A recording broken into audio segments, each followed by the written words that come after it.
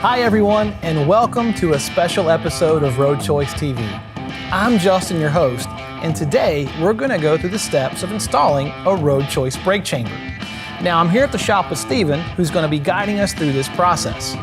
Road Choice has a full selection of spring brake sizes and configurations available, so you'll have no problem getting a perfect match for the one you're replacing.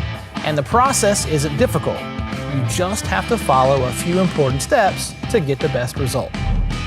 Now, before we get started, I really want to stress the need for safety during this process. Spring brake chambers contain a loaded compression spring. Please refer to the safety procedures detailed in the service data sheet to prevent damage, serious injury, or even death. So, Steven, what's the first step? Well, before removing the old brake chamber, make sure the wheels are chocked and the air pressure in all the reservoirs are released. And if you're using a lift like we are, make sure you follow the manufacturer's recommended procedures. Then we can take a look at the old brake chamber. We want to disconnect the lines to the brake chamber.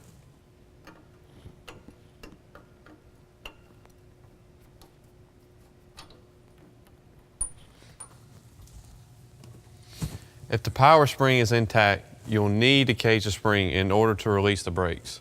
Now, by caging the spring, this compresses the power spring and takes pressure off the push rod. Now, this is an important safety warning. Do not mechanically release or cage the spring if there is any structural damage to the actuator. Caging the spring in such a chamber may cause serious injury or death. That's right. These things hold an immense amount of pressure and should be dealt with safely. Now, with the old chamber still firmly mounted, remove the weather seal plug from the caging hole and release the brakes. Remove the supplied caging bolt from its storage pocket or get a new one and keep it for your toolbox.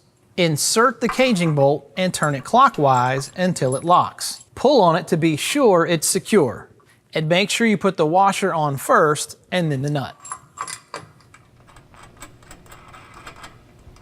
Then tighten the bolt all the way using a hand wrench.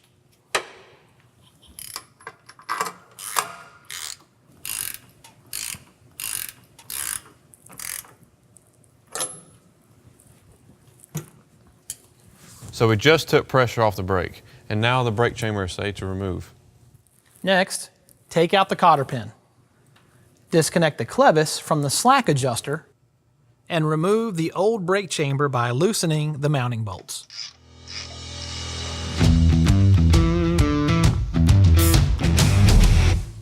Now we can mount the new brake chamber to the mounting brackets.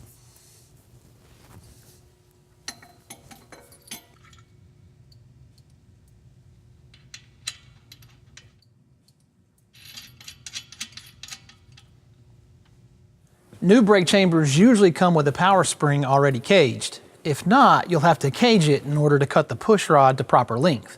But don't assume the new rod will be just like the rod you're removing. Steven, what's the best way to measure and cut the rod? With the power spring caged and the push rod fully retracted, measure the distance from the flat surface of the chamber to the center of the clevis pinhole. Use a marker or a piece of tape to measure the correct length.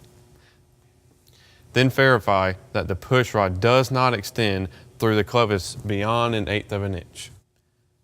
Then carefully cut the rod with a hacksaw or a pneumatic cut-off tool.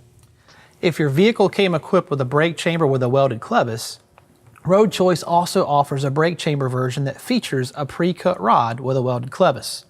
Go ahead and attach the clevis and pin before mounting the chamber and check the angle formed by the center line of the push rod and the slack adjuster.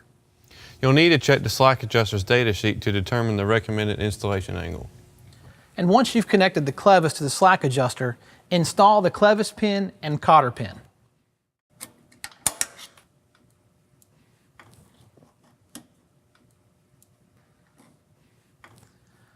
Now you're ready to uncage the spring by loosening and removing the caging bolt.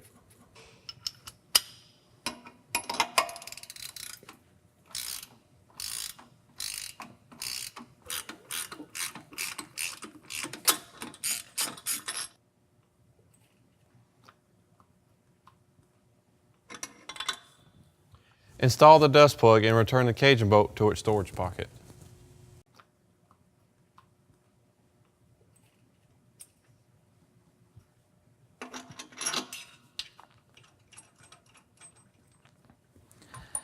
Now we can connect the lines to the chamber.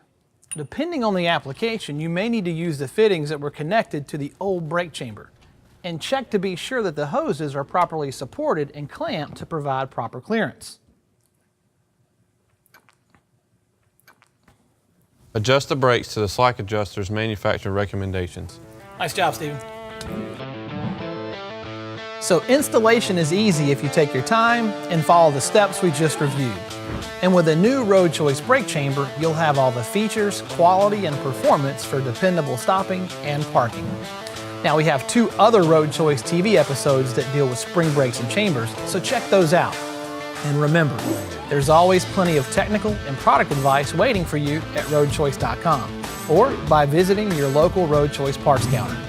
And you're welcome to send me any questions you have about this or any other episode to justin@roadchoice.com and I'll get you an answer. Well, thanks for watching and keep coming back for new episodes. We're here to give you information and tips you can put to use right away to keep your truck performing at its best.